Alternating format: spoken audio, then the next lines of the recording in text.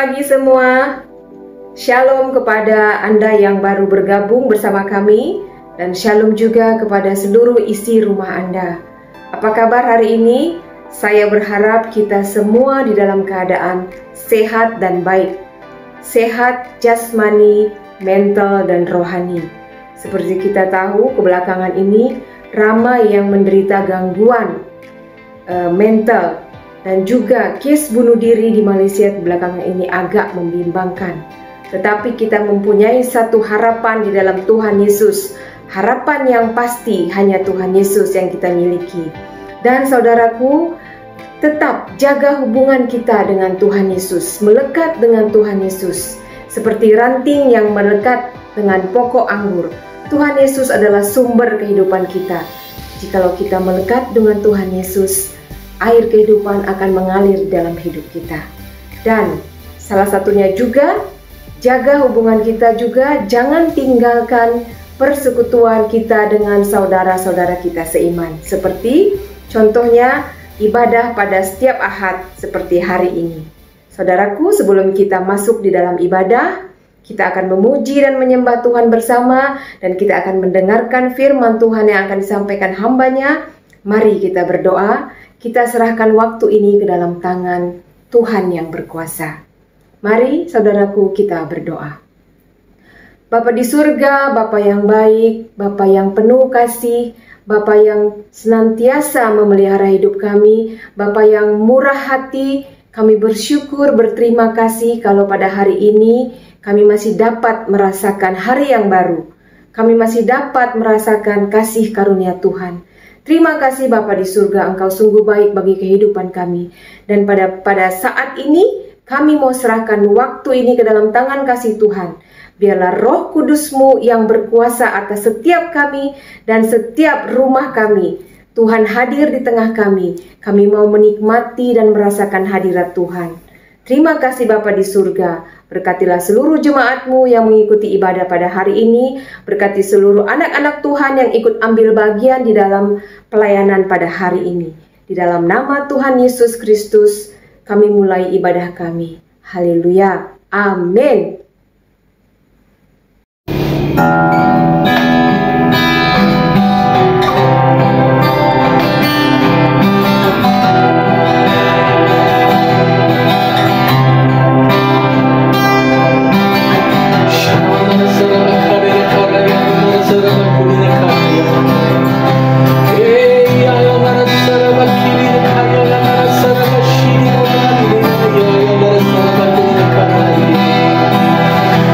Hallelujah.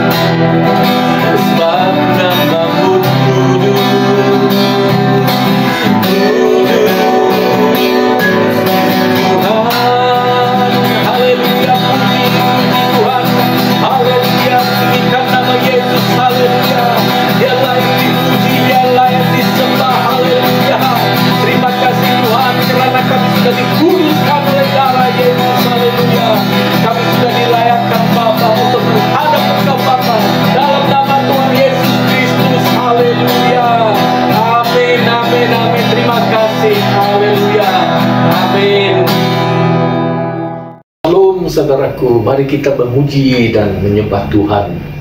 Mari kita meninggikan nama Tuhan Yesus, karena Dia sangat layak dipuji, sangat layak disembah.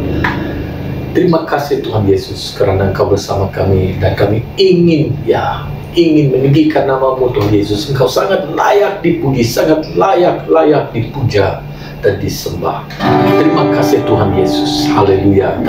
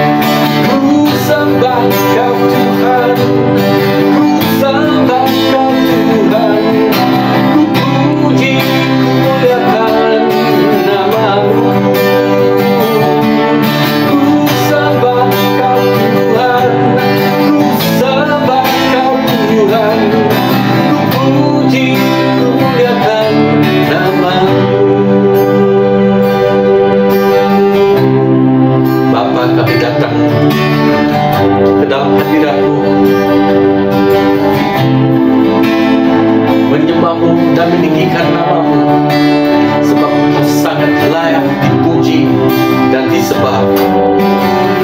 Bapa, terima kasih karena Engkau ada di sini pada pagi ini, dan di mana saja kami berada pada pagi ini, Engkau juga bersama kami.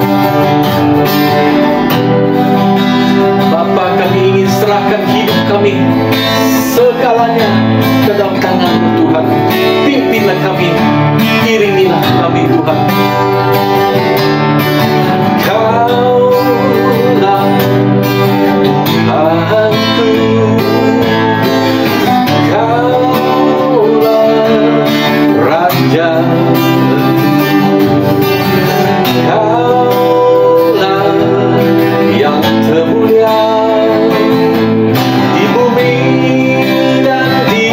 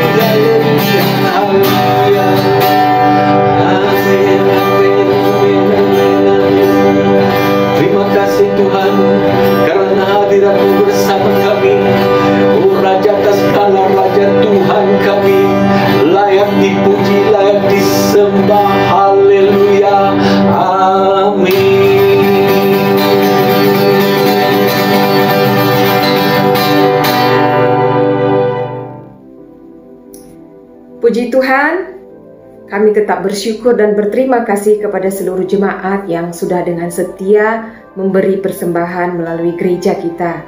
Kami bersyukur untuk persembahan yang sudah diberikan. Dan bagi Anda semua yang ingin memberikan persembahan dapat memberikannya secara online pada nomor account yang tertera di layar. Anda boleh bank in secara online, transfer ATM, dan lain-lain.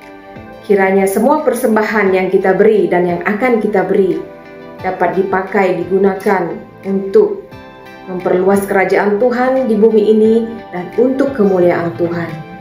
Mari kita berdoa untuk persembahan kita, berdoa untuk tangan-tangan yang sudah memberi dan yang akan memberi. Mari kita berdoa. Bapa di surga, Bapa sumber kehidupan kami bersyukur untuk setiap tangan-tangan yang Tuhan sudah pakai untuk memberkati gerejamu. Tuhan, berkatilah mereka, kehidupan mereka, keluarga mereka, untuk memberkati lebih lagi. Berikan kekuatan kesehatan kepada mereka semua. Berkati pekerjaan mereka, usaha mereka. Terima kasih Bapa di surga.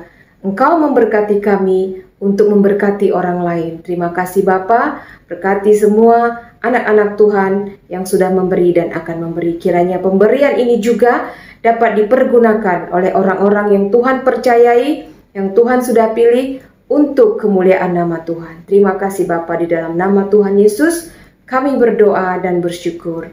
Haleluya. Amin. Saudaraku, hari ini kita akan mendengarkan firman Tuhan dari seorang hambanya yang juga merupakan seorang ahli lembaga gereja yang baru terpilih. Ya, beliau juga istrinya dan anak-anaknya, mereka sangat aktif melayani di gereja bahasa Inggris. Hari ini kita berpeluang mendengarkan firman Tuhan yang akan disampaikan beliau. Mari siapkan diri kita, hati kita, telinga kita untuk mendengarkan firman Tuhan. Mari kita tangkap berkat dari firman Tuhan yang akan disampaikan oleh hambanya, Bapak Kelvin G. Tuhan Yesus memberkati. Shalom dan selamat pagi, Bapak, Ibu, saudara-saudari sekalian. Firman Tuhan memberitahu kita bahawa jika 2 atau 3 orang berkumpul kerana aku pun di situ bersama-sama mereka. Haleluya. Amin. Mari kita berdoa. Pada pagi yang mulia ini, dengan sukacita dan hati yang penuh kesyukuran, kita masuk ke hadirat-Mu Yesus. Kita memberi kebebasan kepada Roh Kudus untuk memimpin dan mengurus segala yang dikongsikan daripada mulut hamba-Mu Tuhan. Supaya mesej pagi ini akan diurapi Roh Kudus, membawa pengajaran, harapan dan berkat hidup kita. Dalam nama Yesus. Amin. Saya nak mengucapkan terima kasih kepada Pak Philip, Pak Russell, Ibu Hesti kerana memberi peluang kepada saya untuk berkongsi kebaikan Tuhan pada pagi ini. Apabila Pak Philip tanya, sudikah saya berkongsi di bahasa servis ni? Dengan sejujurnya memang terasa bimbang kerana buat kali pertama. Teringat pula masa peristiwa pada satu ketika bila diberi tugas yang begitu sukar dan saya berasa bertanya-tanya kepada keupayaan saya. Masa tu saya betul-betul rasa sebagai seekor keldai, ya, seekor keldai yang berdoa supaya Tuhan akan menukar saya menjadi seekor kuda jantan yang ada gaya, mutu dan keunggulan, diberkati dengan keupayaan yang sempurna. Tapi saya dipaksa menerima hakikat bahawa keldai itu seekor keldai. Dalam masa desakan saya tu, Tuhan Yesus mengingatkan saya bahawa keldai tidak boleh ditukar menjadi seekor stallion atau kuda. Namun nilai seekor keldai dan apa yang dipergunakan bergantung kepada siapa yang menunggangnya. Amin.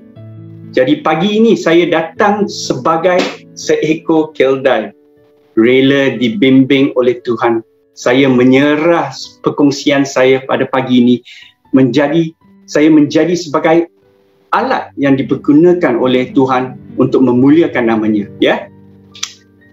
Perkongsian pada pagi ini bertajuk baiklah. Baiklah. Pada masa bilakah saudara-saudari akan menjawab perkataan ini? Baiklah. Sila berfikir sebentar, dalam situasi apa atau siapa yang tanya atau faktor apa yang menyebabkan anda menjawab baiklah. Mari kita buka firman Tuhan di Lukas bab 5 ayat 1 hingga 11. Lukas bab 5 ayat 1 hingga 11. Ya, semua dah dapat? Okey. Pada suatu waktu sedang Yesus berdiri di pantai Tasik Genesaret, orang ramai berasak-rasak hendak mendengar berita daripada Allah. Yesus nampak 2 buah perahu di pantai itu. Tetapi nelayan sudah meninggalkan perahu dan sedang mencuci jala. Yesus menaiki salah sebuah perahu itu, iaitu perahu Simon. Lalu dia menyuruh Simon menolak perahu itu sedikit jauh dari pantai. Yesus duduk di perahu itu lalu mengajar orang ramai. Setelah selesai mengajar, dia berkata kepada Simon, "Dayunglah perahu ke tempat yang dalam, lalu tebarkanlah jala untuk menangkap ikan." "Guru," jawab Simon, "sepanjang malam kami berjerih, tetapi tidak menangkap apa-apa pun. Tetapi kerana Guru yang menyuruh, baiklah, saya akan menebarkan jala." Mereka menebarkan jala lalu mendapat sedemikian banyak ikan sehingga jala itu hampir koyak. Oleh itu mereka meminta pertolongan rakan-rakan di perahu lain. Mereka memenuhi kedua-dua buah perahu itu dengan ikan sehingga perahu hampir tenggelam. Apabila Simon nampak apa yang telah berlaku, dia berlutut di hadapan Yesus sambil berkata, "Tinggalkanlah aku, ya Tuhan. Aku orang berdosa." Simon dan semua orang yang bersama-sama dia kagum melihat banyaknya ikan yang dijala oleh mereka. Demikian juga halnya dengan rakan Simon yang lain, iaitu Yakobus dan Yohanes, anak-anak Zebedus. Yesus berkata kepada Simon, "Jangan takut. Mulai sekarang kamu akan menjala orang supaya menjadi pengikutku."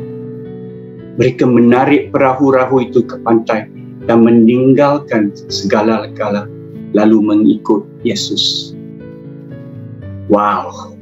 Dari bacaan firman Tuhan ni, saya dengan sesungguh hati bahawa Tuhan sudah bermula kerjanya di hati anda.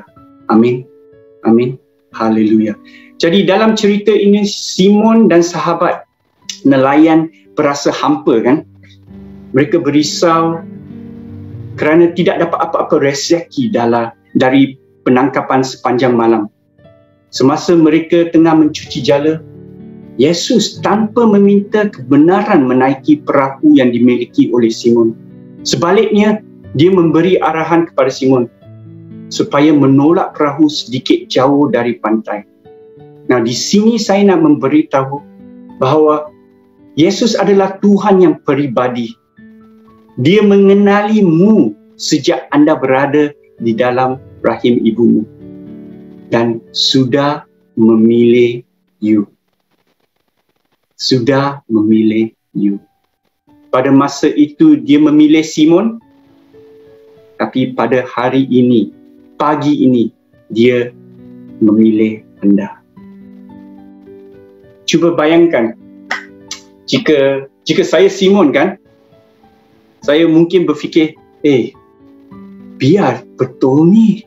Saya baru saja cuci perahu, pak perahu cantik-cantik, tengah cuci jala, dalam mood saya tak berapa on, kan, sekarang ni, tak dapat apa-apa rezeki malam ni. Tetapi tidak untuk Simon. Dia berfikir sebagai penghormatan kepada guru yang memilih perahunya. dia berasa bangga dan sanggup meminjam perahunya kepada Yesus. Jadi, ramai di kalangan kita mungkin dalam situasi Simon berasa bahawa 1.5 tahun dibazirkan dalam masa pandemik ini kan. Tiada rezeki, apa yang kita boleh buat? Pada masa kini, pandemik ini, ramai yang mengalami kesengsaraan, rasa risau, bimbang, tak pasti dengan masa depan kita. Ada pula yang terdesak, malah nak putus asa, nak mengalah. Dalam situasi begini begitu susah untuk mengikuti firman Tuhan bahawa saling mengasihi dan memberi dengan sepenuh hati. Tapi kita pun tak cukup. Macam mana nak memberi sepenuh hati? Tapi saya ada berita baik, saudara-saudari sekalian. Pada pagi ini Tuhan Yesus dengan segala kuasa mahu menggunakan perahu anda. Perahu di sini mungkin sebagai simbol atau kiasan peralatan yang anda bergantung untuk rezeki. Kereta, mungkin komputer, dapur, oven, rumah kediaman, malah pekerjaan anda. Bila Yesus menaiki perahu Simon, dia sebenarnya memberi sebagai contoh bahawa dia akan mengguna apa yang dimilikinya untuk kerja Tuhan. Ingat, Yesus menggunakan perahu Simon untuk mengajar dari tepi pantai. Jadi, adakah anda sanggup menyerah perahu anda? Di sini Yesus hendak menunjukkan bahawa dia boleh mengubah benda yang kelihatan kecil, malah tak berguna untuk masa kini, kepada sesuatu yang membawa kemuliaan kepadanya.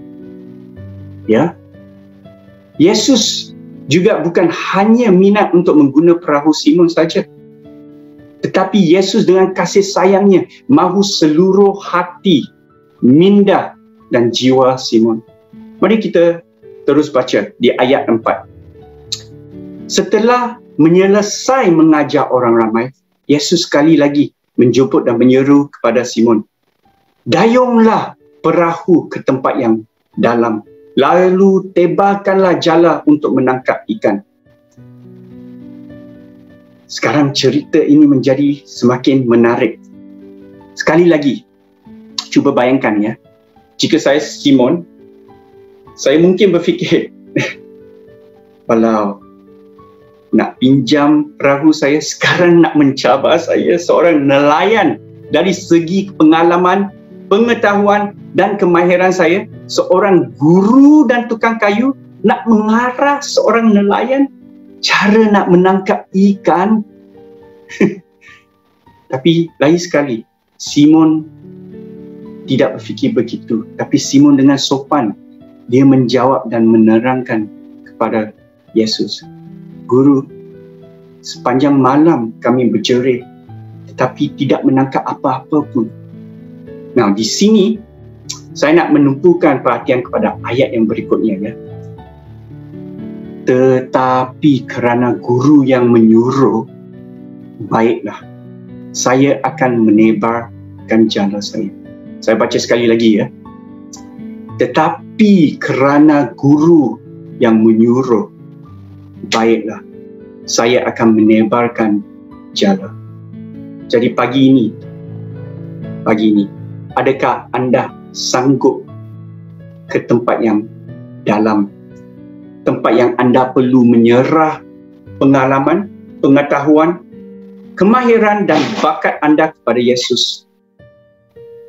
Dalam pandemik masa kini, jangan berhenti, saudara-saudari, jangan berhenti dan putus asa.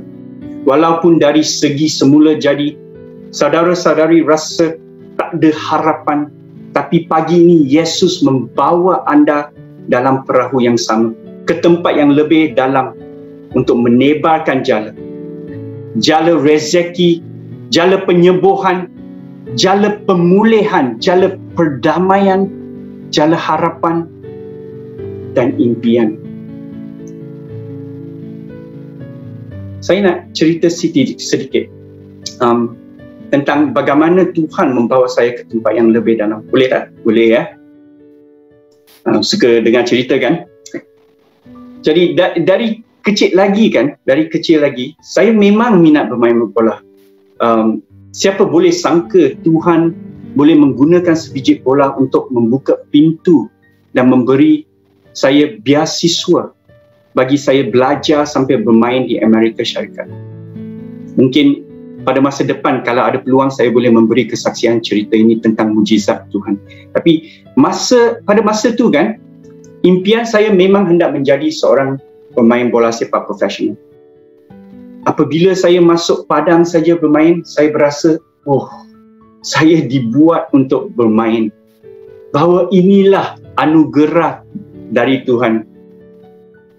Tapi malangnya hati dan impian saya hancur apabila lutut saya tercedera.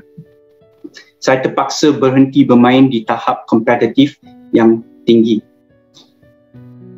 Ya, memang saya berasa sangat kecewa. Bahkan ragu-ragu rancangan Tuhan untuk saya. Saya berfikir, saya rasa saya tak faham. Memang tak faham kenapa Tuhan memberi bakat kepada saya dan diambil balik semula. Saya dipaksa menyerah segala bakat dan impian saya kepada Tuhan Yesus. Seperti Simon kan, saya berasa pada masa itu Tuhan hendak membawa saya ke tempat yang lebih dalam. Tapi bagaimana? Saya tak boleh main dengan tahap kompetitif. Saya tak tahu apa yang saya boleh buat dengan bakat ini lagi. Tapi pendek cerita kan, Tuhan buka pintu memberi peluang saya menjadi seorang jurulatih bola sepak community. Part-time jurulatih bola sepak community. Dengan masa tu kan, dengan secara ikhlas saya tidak ada pengetahuan.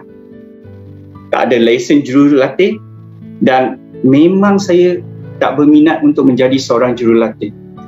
Pada masa tu saya begitu mementingkan diri sendiri kan. Saya berfikir buang masa saja. Kalau saya boleh main, saya mainlah. Kalau tak boleh, buang masa kan nak berdiri sana nak mengajar budak-budak menendang bola kan. Tapi selepas beberapa ketika kan saya mulai sedar bahawa Tuhan membawa saya ke tempat yang lebih dalam di mana saya terpaksa bergantung kepada Tuhan Yesus sepenuhnya. Dan bukan bakat atau kemahiran atau pengetahuan atau pengalaman saya sendiri. Dari situ saya mulai mengalami kebaikannya. Saya mendapat peluang menyertai, masa tu kan, saya dapat peluang menyertai Premier Skill, iaitu kerjasama di antara Premier League dengan British Council. Liga English ya, dengan British Council. Dalam 5 tahun itu saya diberi latihan untuk menjadi jurulatih kepada jurulatih community. Jadi bukan jurulatih kepada budak-budak, tapi jurulatih kepada jurulatih community. Saya memang tak sangka bahawa saya diberi peluang untuk melawat Vietnam, Singapura, India, China mewakili Premier Skill, menggunakan bola sepak sebagai alat positif kepada community. Dan pada 2016 saya dijemput bekerja dengan Club Everton dalam community, jiran kepada Liverpool ya, untuk sebulan. Dan puji Tuhan 2018 Matrix Community Football Club, iaitu klub yang wujud untuk community di mana jurulatih saya yang membuat latihan di Petaling Jaya adalah mereka semua sukarela, tapi kita diberi anugerah Best Grassroots Club dari AFC, Asian Football Confederation. Saya tak pernah imagine yang cerita macam ini boleh berlaku kan? Tak pernah. Hanya Tuhan Yesus yang boleh melakukannya. Amin. Saya hendak beritahu kepada saudara-saudari semua, ini tidak dirancang oleh saya, tetapi saya menyerah perahu saya kepada Yesus.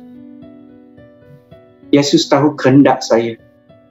Walaupun ada banyak rintangan dan halangan, tetapi kerana guru yang menyuruh, saya menjawab, baiklah. Saya akan menebarkan jalan. Baiklah. Jadi di seluruh perjalanan saya mulai sedar bahawa Tuhan memberi banyak peluang. Dari experience saya kan, pengalaman saya di Premier Skill, Tuhan telah buka pintu, memberi banyak peluang kepada saya untuk memberi kesaksian kebaikan Tuhan di hidup saya kepada komuniti di dalam dan di luar negara. Dia menukar apa yang saya fikir telah rosak dan hancur dari perspektif manusia ke sesuatu yang berguna, membawa impak dan kemuliaan kepada Raja segala Raja dan Tuhan segala Tuhan. Amin. Jadi saya ada soalan untuk ini. Apa yang boleh berlaku kepada anda jika anda patuh dan mengikut arahan Tuhan ke tempat yang dalam? Ada 3 perkara saya nak kongsikan. Nombor 1, berkat berlimpah dalam keperluan fizikal sampai mampu memberkati orang sekeliling. Nah, saya nak menekankan bahawa ini bukan fokus dan matlamat Tuhan, tetapi Tuhan sedar keperluan manusia dan Dia akan memberi apa yang diperlukan supaya kita tidak akan risau keperluan hidup untuk buat kerja yang ditetapkan oleh Tuhan Yesus. Apabila kita mematuhi, bukan hanya kita diberkati, malah sesiapa di kalangan anda akan diberkati juga. Kita tengok seperti Yakobus dengan Yohanes kan. Simon, masa tu Simon dia suruh, "Hey, Yakobus, Yohanes, jala saya nak koyak dah. Cepat datang, tolong." Berkat yang melimpah-limpah. Amin. Jadi nombor 2, berkat berlimpah-limpah dari segi rohani. Di ayat 8 kan, kita dapat lihat bahawa perspektif Simon pada Yesus. Masa tu dia melihat Yesus sebagai seorang guru, menukar menjadi seorang juru selamat peribadinya. Pada masa mujizat tu lah Simon tersedar bahawa dia berada di hadirat Tuhan yang Maha Kuasa, yang menyebabkan dia berasa tidak bernilai di depan Tuhan. Di ayat 8 dia kata, apabila Simon nampak apa yang telah berlaku, dia berlutut di hadapan Yesus sambil berkata, "Tinggalkanlah ya Tuhan. Tinggalkan aku ya Tuhan. Aku orang berdosa." Yesus menjawab, "Jangan takut. Mulai sekarang, kamu akan menjala orang supaya menjadi pengikutku." Nah, di sini bezanya orang ramai berdesak-desak kan duduk dan dengar Yesus berbanding kepada pengikut macam Simon yang pergi ke tempat yang lebih dalam untuk menebar jalannya kerana Yesus berada di perahunya. Nombor 3, apabila kita menghadapi juru selamat kita bersemuka, destinasi kita akan bertukar. Apabila kita patuh arahan Yesus dan kita mengalami mujizat, akibatnya destinasi kita akan bertukar dan sanggup berkorban segalanya untuk mengikut Yesus. Dari seorang nelayan yang menangkap ikan akan bertukar menjadi seorang yang membina gereja Tuhan, membawa impak di seluruh dunia. Pagi ini, Yesus telah menunjukkan bahawa dia berminat untuk mengguna perahu anda. Dia berminat untuk menggunakan pengalaman, kemahiran dan bakat anda untuk kerjanya. Dan sekarang, Yesus berdepan anda dan bertanya, sanggupkah anda menyerah segala-galanya kepadanya? Relakah anda menjawab pagi ini? Kerana Tuhan yang menyuruh, baiklah. Kerana Yesus Tuhan yang menyuruh, baiklah. Apabila anda bertemu Juru Selamat, anda bersemoga segalanya akan bertukar. Anda akan berasa dalam keadaan yang amat selamat dan aman. Mari kita berdoa. Mari kita berdoa. Haleluya. Haleluya. Puji-Mu Tuhan Yesus. Kita meninggikan nama-Mu Yesus. Haleluya. Oh Tuhan Yesus, pagi ini kita sanggup. Pagi ini kita menjemput Tuhan Yesus menaiki perahu kita dan membawa kita ke tempat yang dalam. Walaupun kita berasa takut, tapi pagi ini, oh Tuhan, tinggikan, naikkan keberanian kita supaya kita akan menjawab, baiklah, baiklah Tuhan. Kita menyerah dan mengikut-Mu sepenuh hati dan menebar jala kita untuk memuliakan nama Yesus. Tinggikanlah iman kita pada pagi ini, Yesus Tuhan, untuk menjadi pengikut-Mu, dan berkatilah tangan kita, hati kita, minda kita, jiwa kita, dalam nama Yesus. Amin. Terima kasih semua. Harap Tuhan berkati. Thank you. God bless.